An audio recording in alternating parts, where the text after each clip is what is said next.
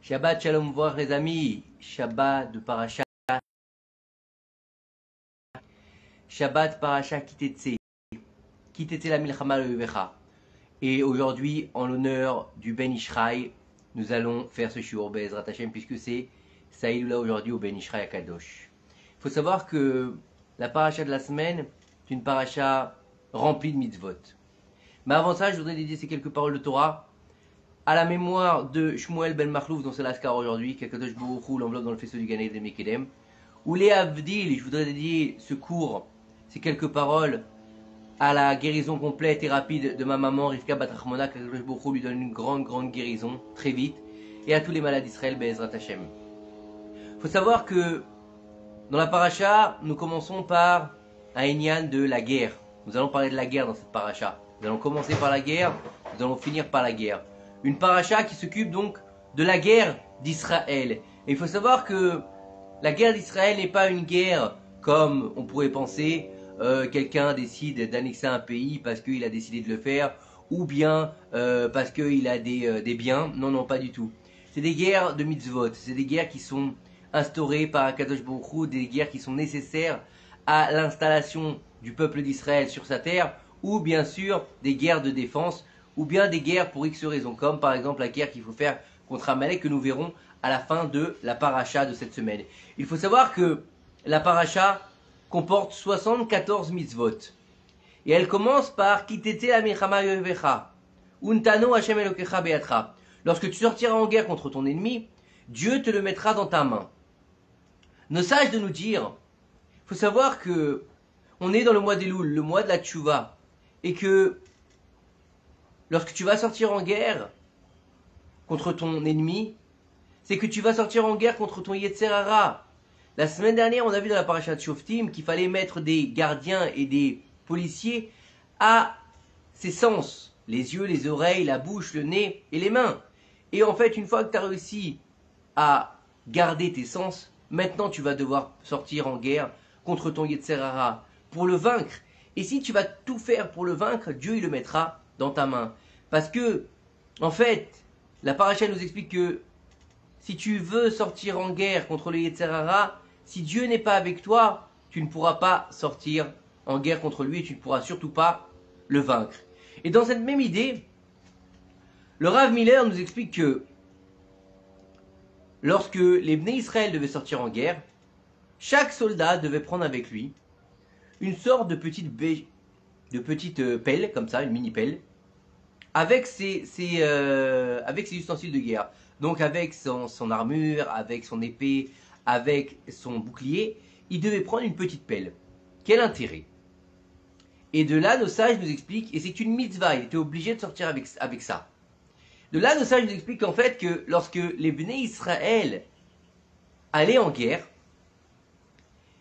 ils devaient faire en sorte que le camp soit propre. Ça veut dire quoi? Ça veut dire que lorsque les Bnei Israël allaient se préparer à la guerre, allaient mettre un camp en place, ils avaient l'interdiction de faire leurs besoins dans le camp. Il fallait qu'ils aillent à l'extérieur du camp pour faire leurs besoins. Et à quoi sert cette pelle? Eh bien, la première chose, c'était à faire un trou pour pouvoir faire ses besoins. Et deuxièmement, à faire en sorte que les excréments soient recouverts pour pas qu'il n'y ait d'odeur. Alors, on va pouvoir se dire que d'un point de vue sanitaire, bon, c'est un peu normal. C'est normal de ne pas faire ses besoins dans le camp, surtout qu'à l'époque, il n'y avait pas de toilettes, c'est pas comme aujourd'hui. À l'époque de la Torah, on parle de désert, on parle de plaine, et on pourrait se dire, bon, est-ce que les gens, ils ont vraiment la tête à penser à ne pas faire leurs besoins dans le camp? C'est des guerriers, il y a la guerre avec les ennemis, on va faire nos besoins où on peut, et puis c'est tout. Voilà, il n'y a pas de problème, ça va sécher, et puis c'est de l'engrais, c'est naturel. Et la Torah te dit, non, tu vas devoir sortir, et tu vas devoir les recouvrir. Quel intérêt? Il faut savoir que Dieu nous dit, la Torah nous dit que car ton camp est un camp saint. Ça veut dire quoi? Ça veut dire qu'en fait, lorsque les Bnei Israël y partaient en guerre, étant donné que ce n'est pas une guerre de pouvoir, ce n'est pas une guerre de possession, ce n'est pas une guerre qui est décidée du jour au lendemain parce que y avait des accords qui n'ont pas été respectés comme on le voit aujourd'hui avec l'Ukraine et la Russie. Non, pas du tout. C'était une guerre de mitzvah. Donc c'était Akadosh Baruch Hu qui demandait de faire cette guerre-là. Donc si Akadosh Baruch Hu demande cette guerre-là, ça veut dire que lui-même, il va accompagner les soldats dans cette guerre. Donc ça veut dire que la Shrina, elle réside sur le camp. Et pour que la Shrina, donc la présence divine, elle réside sur le camp, il est interdit que le camp y soit souillé. Donc c'est pour ça qu'il est dit, vous devez aller faire vos besoins à l'extérieur du camp. Vous ne devez pas montrer de débauche dans le camp ou de saleté dans le camp. Vous devez avoir un respect par rapport à la Shekhinah. Vous devez respecter l'endroit dans lequel vous vous trouvez, puisque la présence divine y réside. Quelqu'un pourrait aller dans le palais du roi et sur la salle du trône faire ses besoins devant le roi. Non, il va sortir à l'extérieur, faire ses besoins, tirer la chasse et revenir après. Et il lui viendrait même pas à l'idée de faire ça dans la salle des trônes. C'est exactement pareil avec Akadosh Baruch Hu. Étant donné que le camp d'Israël, il est saint, donc il va falloir respecter la sainteté du camp et aller à l'extérieur. Et ne pas laisser d'odeur, parce que l'odeur aussi est un problème de pureté, de sainteté. De savoir pouvoir, on sait qu'il est interdit de prier dans un endroit où il y a des mauvaises odeurs, qui plus est à côté de déchets. C'est interdit, on ne peut pas prier à côté d'une poubelle sale, on ne peut pas prier dans des toilettes, on ne peut pas prier dans une synagogue si les toilettes sont bouchées et qu'on a une mauvaise odeur. Ce n'est pas possible. Parce qu'en fait, ça fait qu'on est dans de l'impureté. Et on ne peut pas mélanger la pureté et l'impureté, c'est impossible. Soit on est dans l'impureté, soit on est dans la pureté. Et lorsqu'on s'adresse au maître du monde, lorsqu'on s'adresse au roi du monde, on doit toujours être dans la pureté. Et si il nous accompagne, il fait résider sa présence divine sur nous, qui plus est que nous devons nous comporter en pureté. Il faut savoir que tout le long de la paracha, on va parler de la guerre. On va parler par exemple de cette Isha Yefat Toar. Qu'est-ce que c'est cette Isha Yefat Toar? Il faut savoir que on te dit que lorsque tu vas en guerre et que tu vas voir une femme qui va te plaire, tu as le droit de la prendre pour épouse. Mais elle n'est pas juive. Depuis quand tu as le droit de prendre une juive pour épouse? Alors nos sages nous expliquent que, d'une part, lorsqu'on va t'interdire les choses, c'est là que le Yetzer Hara va se réveiller. Et donc si on va te dire non, la Isha Yefat Toar, la belle femme, la belle captive, elle est interdite, tu vas vouloir forcément être avec elle. Mais si on te donne la possibilité d'être avec elle, déjà ton Yetzer Hara il est moindre parce que tu as la permission. Comme on sait très bien, ce qui est interdit est désirable. Ce qui est permis est moins désirable. Comment ça se fait que on a comment dire, on envie toujours ce que l'autre a, parce que c'est pas ce qu'on a. Dès qu'on l'a, pouf, on n'a plus d'intérêt. Je veux cette voiture, je veux cette voiture, je veux cette voiture. On va se devenir fou pour avoir cette voiture. Et le jour où on l'a, bon, on la kiffe une semaine, et au bout d'une semaine, on est habitué. On a l'habitude qui rentre. Avant de se marier, on est tout grand, tout beau, tout love, vas-y, je te kiffe, je pourrais faire décrocher la lune pour toi. Et après le mariage, quelques temps après, on pourra décrocher rien. Même décrocher un cadre pour l'arranger, ça nous pose problème. Parce qu'on s'est habitué à la chose et on l'a acquis. Dès qu'on a acquis, on n'a plus ce besoin de Yetzer Hara. Et donc on nous dit que là, il va falloir la prendre, l'emmener dans sa maison, lui raser la tête, lui couper les ongles. Pourquoi lui raser la tête et lui couper les ongles? Parce qu'en fait, elle vient, cette femme-là, de l'impureté, puisqu'elle est de la clipa, puisqu'elle n'est pas juive. Et il faut savoir que l'impureté se retrouve au maximum dans les ongles et dans les cheveux. C'est pour ça qu'il fallait lui couper les ongles à ras et lui raser les cheveux. Il fallait lui enlever sa robe. C'est quoi cette histoire de robe? Pourquoi il fallait lui enlever sa robe et lui mettre une robe de comment dire, de souillon comme ça? Pourquoi? Parce qu'il faut savoir que à cette époque-là, la débauche prenait une place très très importante dans toutes les peuplades qui étaient autour d'Israël.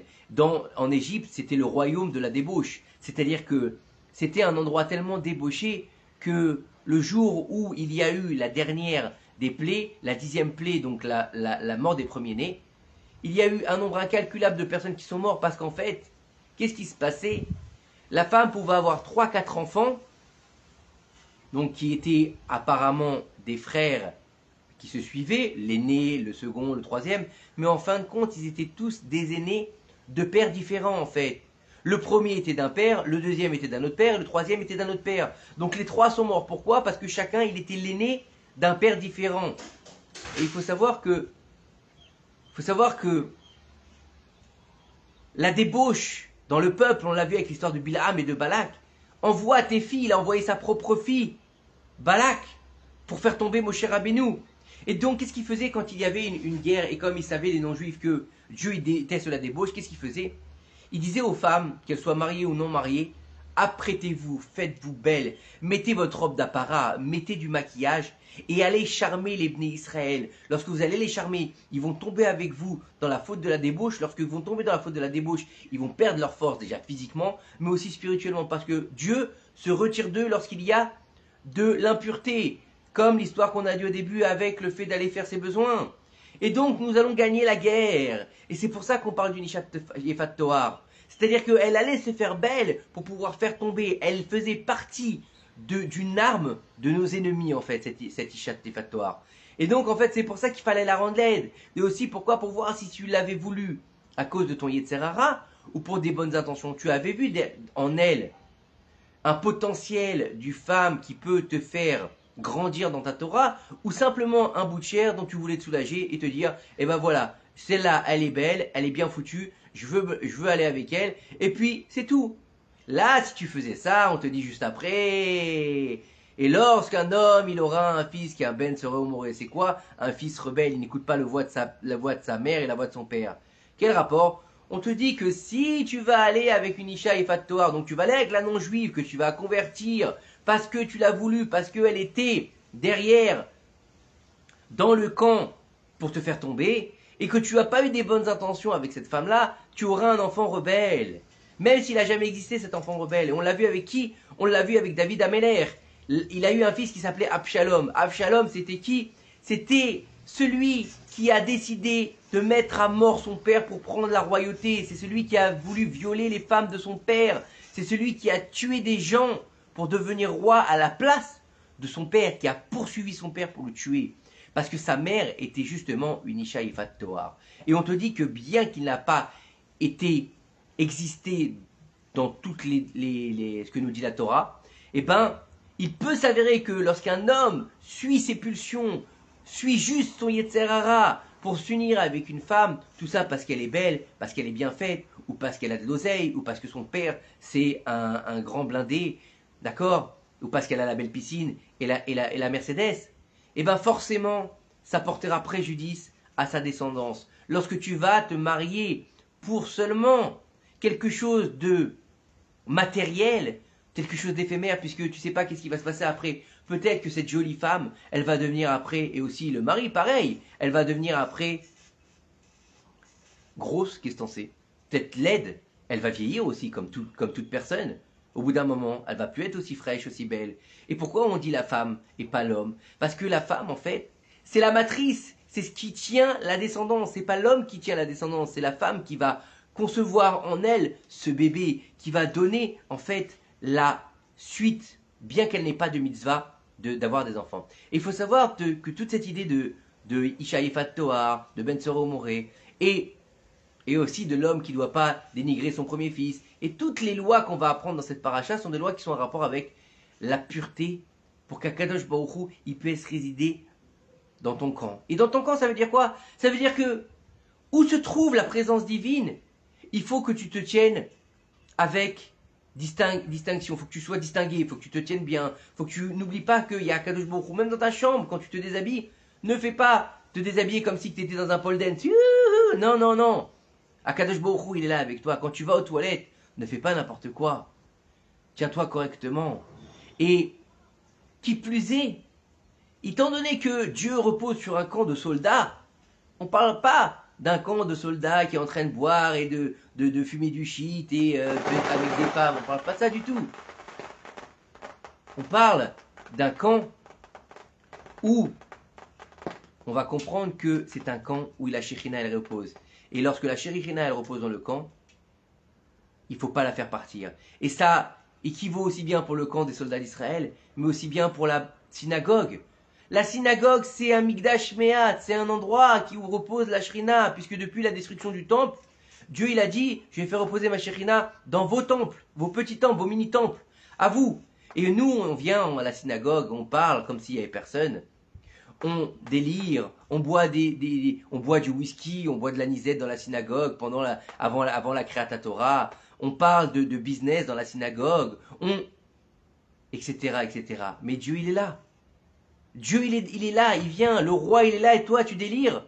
Respecte l'endroit où sinon la Shekhinah, elle quitte la synagogue. Elle quitte la synagogue et ta tefila ne vaut rien. Voilà ce que nous disent nos sages. Et ainsi, dans ta maison, c'est pareil. Ta maison est un petit temple, puisqu'on dit Ish veisha, Shrina Shrona beyenem. Ça veut dire que si l'homme et la femme, ils sont aptes à bien se comporter, la présence divine repose parmi eux. Et si ils ne sont pas aptes, la présence divine s'en va, et le Yudke Vavke, il s'en va de Ish veisha, et il reste le mot Esh. Un feu qui dévore la maison. Donc dans ta maison aussi, tu dois recevoir la Shrina, tu dois accepter de laisser entrer la Shrina par ton comportement. Comment tu te comportes, comment tu réfléchis, comment tu parles, qu'est-ce que tu regardes, qu'est-ce que tu écoutes, qu'est-ce que tu dis. Est-ce que tu as de la colère ou bien tu sais te taire, tu sais respecter, tu sais faire des concessions. C'est comme ça qu'on va pouvoir en fait garder la Shrina dans notre maison.